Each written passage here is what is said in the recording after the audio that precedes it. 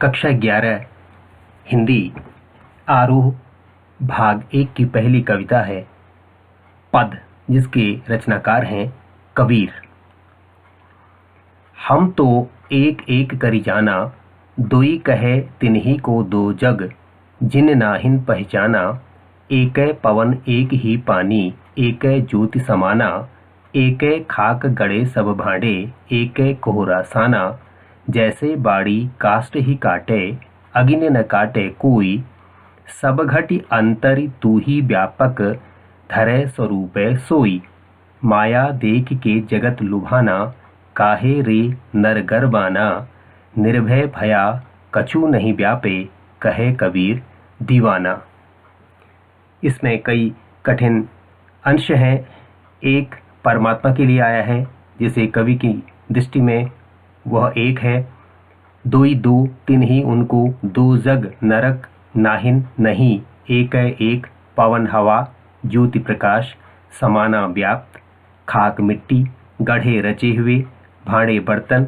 कोहरा कुम्हार के लिए आया है, साना एक साथ मिलाकर जिसे सानना कहते हैं हम। बाड़ी बढ़ई के लिए आया है, काष्ट लकड़ी। अग्नि आग, घटी घड़ा और हृदय के लिए भी आया है।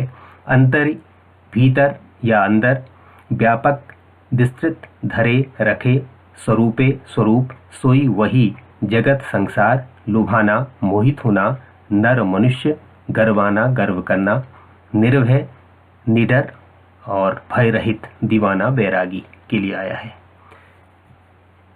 इन अंशों की व्याख्या इस प्रकार है।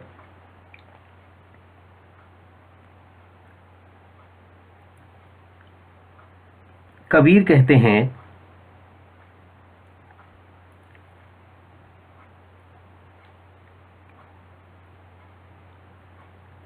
कि जिसने इस पूरी सृष्टि को रचा है वह एक है।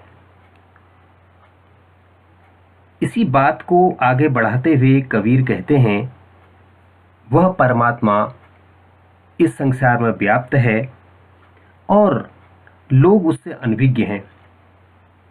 वे लोग ही इस संसार में परमात्मा के अस्तित्व को अलग अलग रूपों में जानते हैं और हम यानी कि कबीर की नज़र में, कबीर की दृष्टि में तो एक एक करी जाना। कबीर कहते हैं कि हम तो परमात्मा को एक ही मानते हैं। भले ही राम रहीम आदि उसके अनेक नाम हों, लेकिन अंत में वह एक ही है। दोई कहें तिन्ही को दो जग।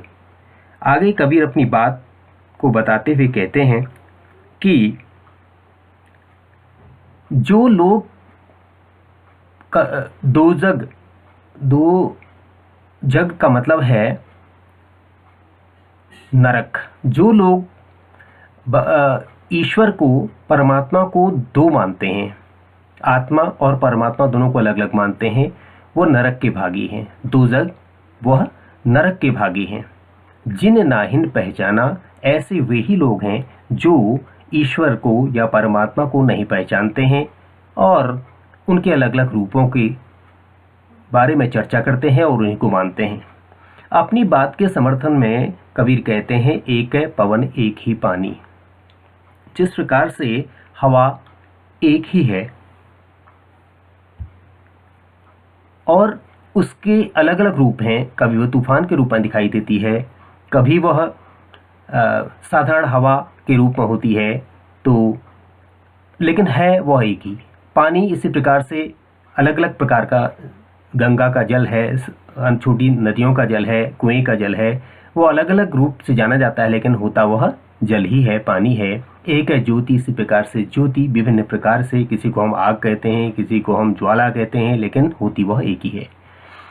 एक है खाक गड़े सब भांडे, एक है कोहरा साना। कोहरा का मतलब है, किसके लिए आया है कोहरा? कुम्हार के लिए आया है।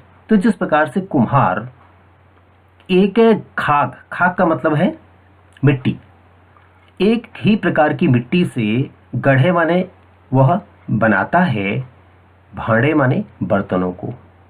वह गढ़े माने रचना करता है, बनाता है, भांडे माने बर्तनों को, अलग अलग बर्तनों को वह कुम्हार, वो कोहरा, साना माने वो बनाता है मिला करके, और वो एक ही प्रकार की मिट्टी से बनते हैं। किसी को हम सुराही कहते हैं, किसी को हम घड़ा कहते हैं, कि कोई दिए के रूप में दिखाई देता है। तो अलग अलग प्रकार के आकार जरूर होते हैं, लेकिन होती मिट्टी एक ही प्रकार की है।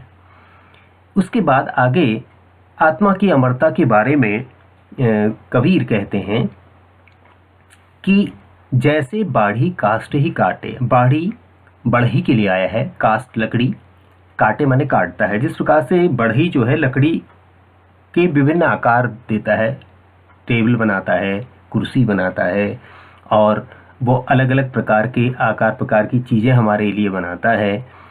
और उसको लकड़ी को भी, जो एक सपाट लकड़ी होती है, उसे काटता है। जब वो उसको काटता है तो उन सारे टुकड़ों को अगर हम देखें, अगर उसको हम प्रज्वलित करें, तो एक ही प्रकार की अग्नि उनके अंदर विद्यमान है। चाहे वो मेज का टुकड़ा हो, चाहे वो कुर्सी का टुकड़ा हो, चाहे किसी अन्य चीज़ का हो, वह उस लकड़ी को तो काट सकता है, लेकिन अगिति ने काटे कोई। जब वो उस पर आरी चलाता है तो वह उसकी अग्नि को नहीं काट सकता।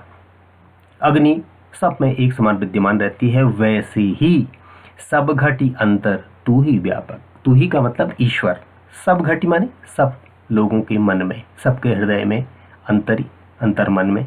तू ही माने ईश्वर, व्यापक व्याप्त है, विद्यमान है, धरे स्वरूप है, सोई है। वह आत्मा एक, लेकिन विभिन्न रूप में, विभिन्न आकार प्रकार से जानी और पहचानी जाती है।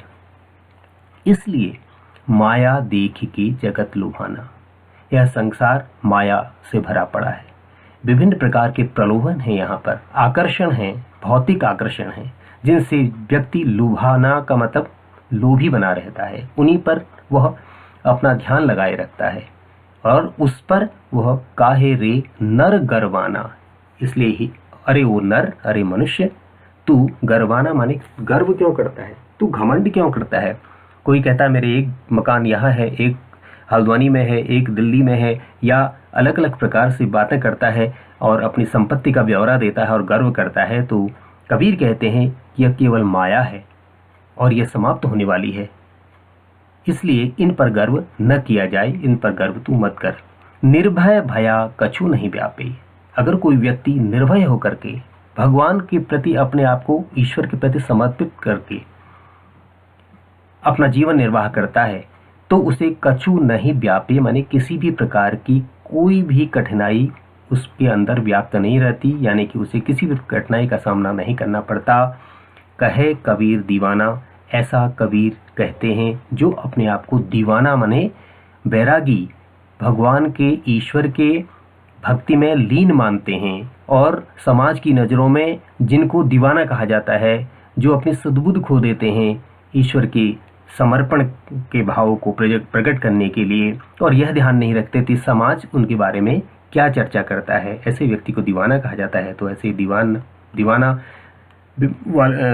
दीवाने कबीर लोगों को बताते हैं कि व्यक्ति को निर्भय होकर के ईश्वर पर की भक्ति करनी चाहिए, और उसको संसार के ऐसे दुख व्याप्त नहीं होंगे। इसमें कुछ विशेषण हैं। कबीर ने आत्मा और परमात्मा को एक बताया है। उन्होंने माया मोह व गर्व की व्यर्थता पर प्रकाश डाला है।